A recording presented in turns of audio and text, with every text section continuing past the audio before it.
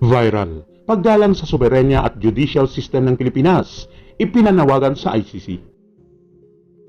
Kapapasok lamang na balita, trending ngayon sa social media.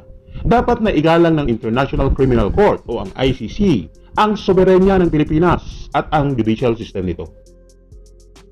Ito ang panawagan ni PNP Chief Police General Rodolfo Azurin Jr. matapos i-anunsyo ng pre-trial chamber ng ICC na ipagpapatuloy nito ang investigasyon sa war on drugs ng gobyerno.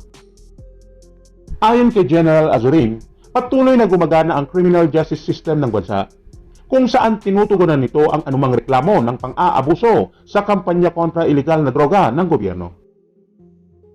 Patunay aniya ang mga kasong administratibo na hinahawakan ng PNP Internal Affairs Service o ang IAS at mga kaso ng ilegal na droga na inihain sa korte laban sa isang personalidad.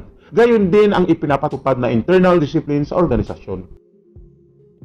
Maliban dito, nakikipagtulungan din ang PNP sa Department of Justice o sa DOJ sa pagrepaso sa mga kaso ng pulis na napatunayang nagmalabis sa